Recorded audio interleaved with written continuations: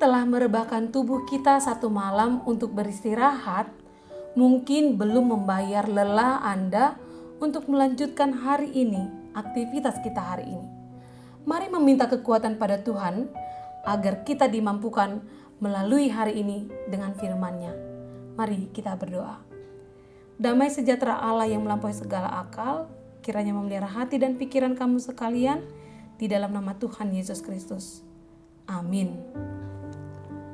Jemaat yang terkasih dalam nama Tuhan Yesus Kristus, renungan harian HKBP Resort Sutoyo, Jumat 9 Juli 2021, tertulis di 2 Samuel 10 ayat 12. Demikian dikatakan, kuatkanlah hatimu dan marilah kita menguatkan hati untuk bangsa kita dan untuk kota-kota Allah kita. Tuhan kiranya melakukan yang baik di matanya. Di dalam bahasa Batak dikatakan atong pirmatodim, kita siahomma dirita humokop bangsota. Humokop do akahuta ni debata. Alai saya dipasau Jehovah ma lomoni rohana. Demikian firman Tuhan. Jemaat yang terkasih, Alkisah, di sebuah kerajaan selalu diadakan pesta syukuran ulang tahun raja dengan mengundang orang-orang yang difabel atau penyandang cacat. Dan biasanya di acara itu sang raja akan selalu memberikan hadiah bagi setiap orang yang datang. Sehingga banyak orang yang berusaha datang dari berbagai desa dengan dihantarkan oleh sanak saudaranya. Namun di sebuah desa yang agak lebih jauh terpencil dari kerajaan itu, ada seorang yang lumpuh dan seorang yang buta turut diundang hadir di pesta ulang tahun yang diselenggarakan sang raja. Namun mereka tidak mempunyai sanak saudara yang bisa menghantarkan mereka. Si lumpuh mengeluh kepada si buta, katanya, aku tidak pernah bisa hadir karena kakiku lumpuh. Aku tidak bisa berjalan cepat dan aku selalu terlambat datang karena pesta pasti sudah berakhir setibanya aku di sana. Sementara si buta juga berkata, aku lebih buruk dari kamu. Aku juga tidak bisa pernah pergi ke pesta itu. Aku buta dan tidak bisa melihat. Pernah aku coba sekali untuk pergi, namun aku kesasar. Percakapan dua orang difabel ini didengar oleh seorang yang ketiga. Dan orang ketiga itu berkata, kalian sesungguhnya bisa mencapai tujuan bersama. Dengan cara yang buta bisa berjalan dengan membopong yang lumpuh. Yang lumpuh bisa melihat dan bisa menunjukkan arah jalan. Demikianlah kalian berdua pasti bisa pergi ke pesta sang raja, katanya. Mereka mendengarkan usulan itu dan dengan bekerja sama pada akhirnya mereka pun turut bisa merayakan dan memperoleh hadiah dari sang raja. Bahkan hadiahnya dilipat ganda oleh sang raja karena sang raja menanyakan bagaimana cara mereka bisa sampai di pesta dan yang diselenggarakan itu, dan dia kagum mendengarkan kerjasama mereka berdua.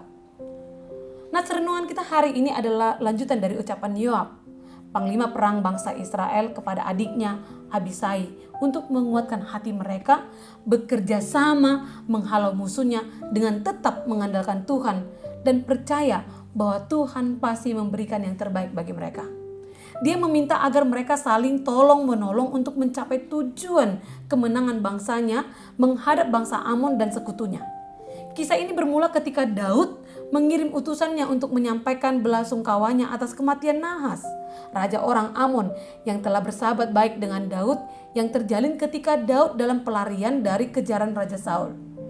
Tetapi pemuka Bani Amon memberi respon negatif maksud Daud ini. Mereka menghasut Hanum, anak sahabatnya Nahas, yang menggantikan ayahnya menjadi raja orang Amon, bahwa Daud itu mengirim utusan ke Amon dengan maksud untuk menyelidiki, mengintai, dan menghancurkan negara Amon. Raja Hanum percaya pada omongan dari pemuka-pemuka Bani Amon itu. Maka Hanum menyuruh menangkap dan mempermalukan pegawai-pegawai utusan Daud. Akibat dari perlakuan Hanum kepada pegawai-pegawai Daud, Bani Amon merasa perlakuan itu membuat Daud benci kepada mereka. Hanum kemudian mengirim 1.000 talenta perak untuk menyewa kereta dan orang-orang berkuda serta bersekutu dengan orang-orang Aram untuk memerangi bangsa Israel. Ketika Daud mendengar hal itu, Daud menyuruh Yoab maju bersama dengan para pahlawan yang dimiliki Daud. Yoab melihat bahwa serangan Bani Amon datang dari depan dan belakang untuk mengancam mereka. Maka Yoab membagi dua pasukannya sebagai strateginya untuk menghadapi. Yoab dan pasukannya menghadapi Aram, sementara itu Abisai adiknya beserta pasukannya menghadapi Bani Amon. Yoab berkata kepada Abisai adiknya, "Jika Aram lebih kuat dari pasukanku, maka Abisai harus menolong dia. Jika Bani Amon lebih kuat dari pasukan Abisai, maka Yoab akan datang menolong Abisai." Dengan janji saling tolong menolong itu, Yoab dan Abisai saling menguatkan satu dengan lainnya. Dengan mengandalkan Tuhan dalam peristiwa pertempuran itu, Yoab berhasil menghalau pasukan Aram. Dan ketika Bani Amon melihat bahwa pasukan Aram melarikan diri, maka mereka pun melarikan diri dari pasukan Abisai. Perintah saling tolong menolong juga diproklamasikan oleh Rasul Paulus. "Bertolong-tolonglah menanggung bebanmu, demikianlah kamu memenuhi hukum Kristus." Hukum Kristus yang mana yang dipenuhi bila kita hidup saling tolong menolong? Tentu hukumnya yang kedua dari hukum yang diucapkan Kristus, yakni kasihilah sesamamu manusia seperti dirimu sendiri. Apabila kita mempraktekkan hidup saling tolong menolong, kita akan terhindar dari sikap egois. Kita dapat meringankan beban hidup sesama kita. Kita akan mendatangkan sukacita bersama karena tujuan sesama bisa tercapai. Lakukanlah hal-hal nyata untuk menjadi penolong bagi sesamamu. Percayalah, Anda akan dilingkupi sukacita dan Anda akan menyukacitakan sesamamu. Hal itulah yang sangat kita butuhkan pada masa pandemik ini, di mana kita diminta untuk menyadari pentingnya kerjasama di antara kita, untuk menghalau musuh bersama bangsa kita dan semua manusia di muka bumi ini, yaitu virus COVID-19 bersama dengan variannya. Kita memerangi pandemik ini dengan saling menolong, menjaga kesehatan kita masing-masing, menaati protokol kesehatan, bersedia mengikuti vaksinasi, dan tidak menjadikan kelalaian Anda, keinginan kita menjadi bencana bagi keluarga kita dan bagi orang-orang di sekitar kita. Ingatlah, dengan tetap mengandalkan Tuhan di dalam segala hal dan keadaan, pada saat terdesak, kita seharusnya saling meneguhkan, bukan saling menyalahkan. Kecurigaan yang berlebihan jelas tidak menguntungkan. Bukan hanya membuat hati kita tidak tenang, tetapi dapat juga menghancurkan relasi kita dengan sesama. Setidaknya hal ini tampak dari pengalaman Hanun, raja orang Amon itu. Hanun mencurigai niat baik Daud yang hendak menyampaikan rasa simpati atas kematian ayahnya. Saking curiganya, Hanun memperlakukan para utusan Daud dengan sangat tidak hormat. Hanun bukan hanya menolak tawaran persahabatan Daud, tetapi juga merendahkan derajat umat Israel setara dengan budak sehingga menghadirkan peperangan. Melalui firman hari ini kita diingatkan alangkah berbahayanya jika sikap curiga menguasai pikiran kita. Kecurigaan yang membabi buta tidak membuahkan apapun yang baik. Maka jika ada keraguan di hati Anda, mintalah kekuatan dan petunjuk Tuhan melalui doa dan firman-Nya, agar Dia menyatakan yang benar dan yang baik, yang layak untuk kita lakukan. Demikian firman Tuhan. Amin.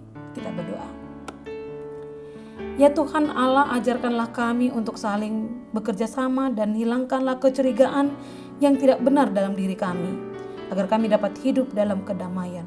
Ajarkan kami untuk tetap mengandalkan Engkau dalam kehidupan kami, agar pada akhirnya kami menjadi pemenang dalam kehidupan ini dan kehidupan yang akan datang.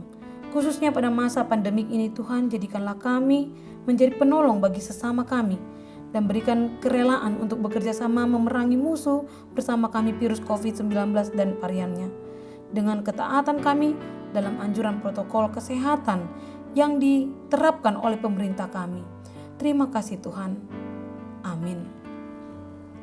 Jemaat Tuhan, andalkanlah Tuhan hari ini dalam menjalani hari-hari Anda. Salam sehat, Tuhan Yesus memberkati. Shalom.